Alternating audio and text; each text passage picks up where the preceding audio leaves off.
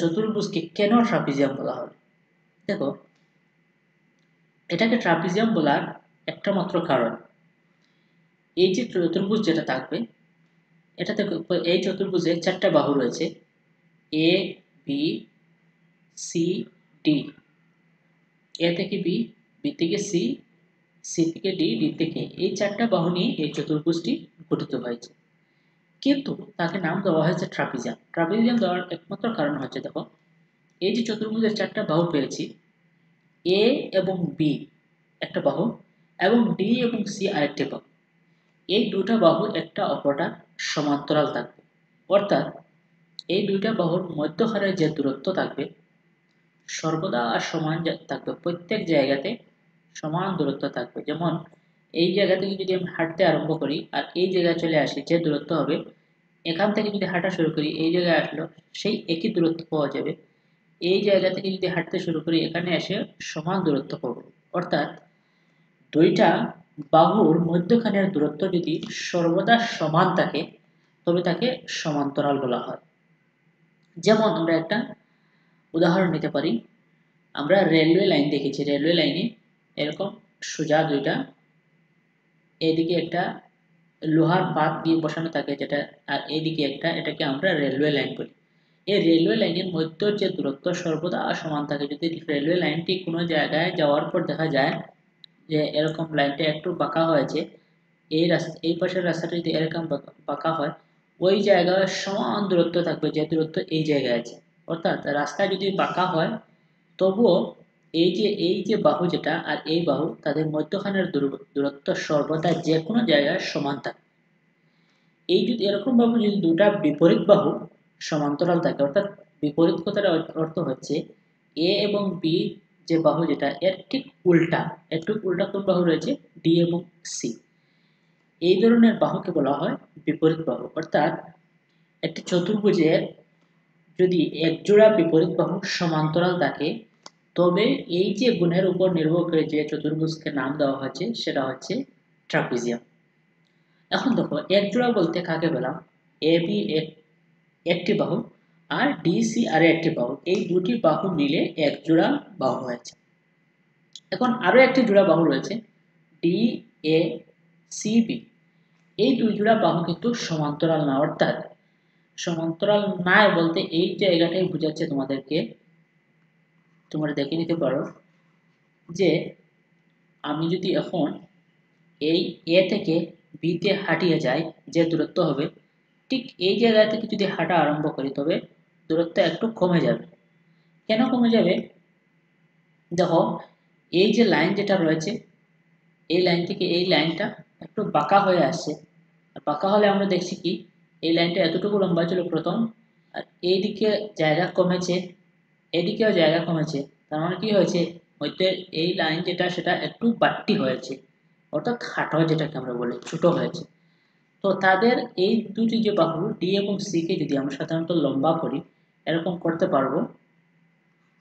দেখো, তোমরা সবাই একটু খেয়াল করে দেখবে, যদি ডি এ বাহুকে এরকম লম্বা করি আর সি বি কে যদি এরকম লম্বা করতে থাকি, কোনো এক সময় তোমরা দেখবে যে এই এ এবং ডি বাহু যদি এরকম আরো উপরের দিকে লম্বা করতে থাকি, এরকম যেতে থাকি সোজা হবে, এবং বি সি কে যদি আরো সোজা করতে থাকি লম্বা হবে, তাহলে এক সময় দেখতে পাবো দুটি বাহু এই জায়গায় এসে মিলে যাবে।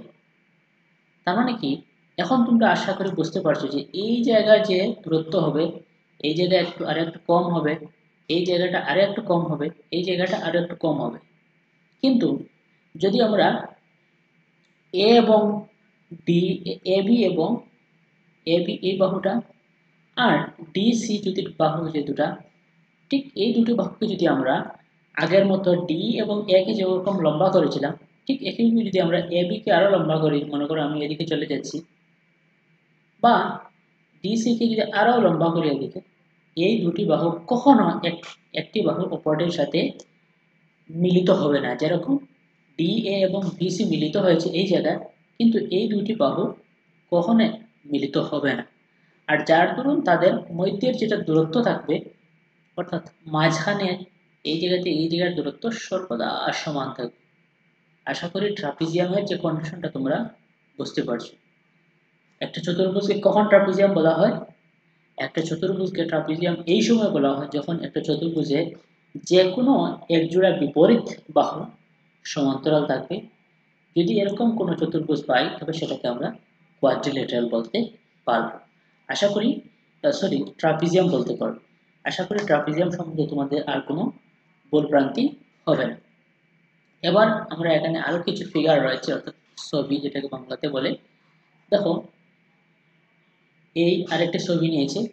আচ্ছা, আরেকটা কথা আমি তোমাদের বলতে ভুলে গেছি, যে দুটা বাহু সমান্তরাল থাকবে তাদেরকে ভূমি হিসাবে ধরা হয়, অর্থাৎ নিচে যেটা থাকে মাটির লগে যেটা লাগানো থাকে সেটাকে সাধারণত আমরা ভূমি বলে থাকি। হয় এবি কে আমরা ভূমি বলতে পারবো, ডিসি কেও ভূমি বলতে পারবো। এখানে আরেকটি ছবি দেওয়া আছে, দেখো এই ছবিটা ঠিক একই মতো। দেখো এবি, আগের ছবিতে এবি যে বাহু ছিল সেটা একটু লম্বা ছিল, কিন্তু এই ছবিতে এবি বাহুটা একটু বাড়তি করেছে, ছোট করেছে, আর ডিসি কে একটু লম্বা করেছে। এটা থেকে তোমরা কখনো কনফিউজ হবে না। তোমরা এটা দেখবে যে ডিসি যেটা বাহু আর এবি বাহু সর্বদা সমানভাবে চলেছে, কি সমান্তরাল মাঝের দূরত্ব সমান রেখে চলছে। যদি সমান রেখে চলে তবে এটাকে ট্রাপিজিয়াম বলতে পারবো। এ সাইডের বাহু আর এ সাইডের বাহু যদি নিচের দিকে লম্বা করি একসময় ওরা মিলে যাবে, কিন্তু ডিসি এবং এবি কে যদি আমরা লম্বা করি ওরা কখনো মিলিত হবে না। ঠিক একইভাবে এই যে ছবি যেটা রয়েছে আমাদের, এই ছবিতে তোমরা দেখতে পারো বি এ যেটা বাহু সেটা যদি লম্বা করি সেটা, আর সিডি যদি লম্বা করি, এই দুটা বাহু কখনো মিলিত হবে না। কিন্তু বিসি এবং এডি যদি এই দুটি বাহুকে আমরা লম্বা করি, মনে করো এই যে বিসি বাহু যেটাকে আমি যদি এরকম লম্বা করতে থাকি আর এডিকে যদি আবার লম্বা করতে থাকি, দেখো এক সময় ওরা এসে কিন্তু এক জায়গায় মিলে গেছে, ওই জায়গায় ওরা সেট করবে।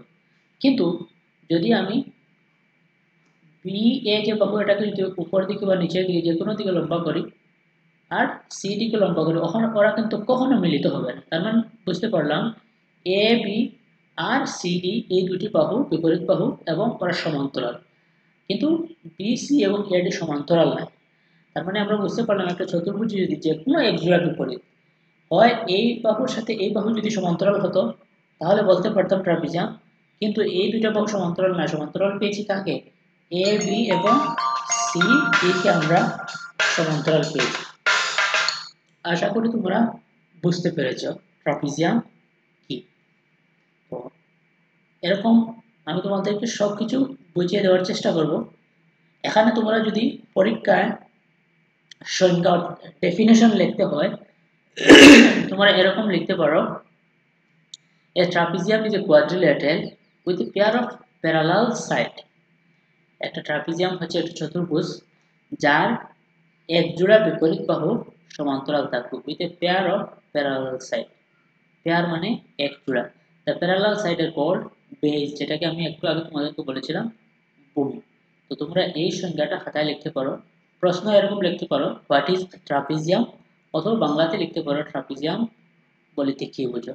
তো এই ডেফিনেশনটা লিখে এই যে কোনো একটা ছবি আঁকলেই হবে। এখানে তিন ধরনের ছবি দিয়েছি যাতে তোমরা কনফিউজ না হতে হয়।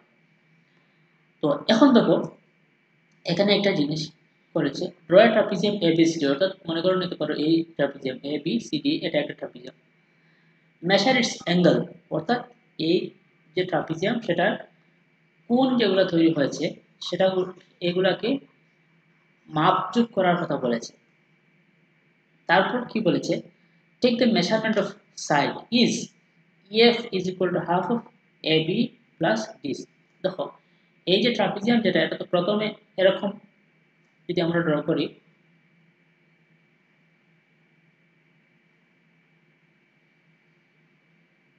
করতে পারবো, এই ছবিটা ঠিক উল্টা আমি অঙ্কন করেছি।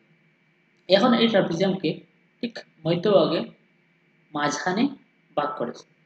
ভাগ করার পর দেখো আমরা যদি এই জায়গাটা একটু দেখি, এই লাইনটা এখান থেকে শুরু হয় অতটুকু গেছে, এই লাইনে দূরত্ব যেটা, তার মানে কি পেলাম, যদি এই দূরত্ব যেটা সেটাকে দুই ভাগ করি তার মানে অর্ধেক অংশটা হবে এতটুকু, আর অন্য অর্ধেক যেটা অংশ হবে সেটা হবে এই জায়গা থেকে অতটুকু। তার মানে কি পেলাম, এই ট্রাপিজিয়ামকে নামকরণ করেছে দেখো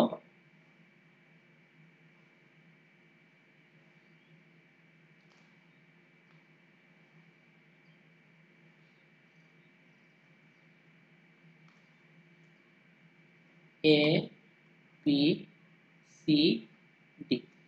এই ট্রাপিজিয়ামকে যখন আমরা মাঝখানে একটা সমান্তরাল রেখা অঙ্কন করলাম, তার মানে এই জায়গাটা যদি হাঁটতে শুরু করি, এই জায়গায় যাওয়ার পর এই ট্রাপিজিয়ামের ঠিক মাঝখানে চলে গেলাম। আবার যদি উল্টো দিকে এদিকে হাঁটতে থাকি, তার মানে এখানে আসার পর আমি ঠিক ট্রাপিজিয়ামের মধ্যখানে আসে গেলাম।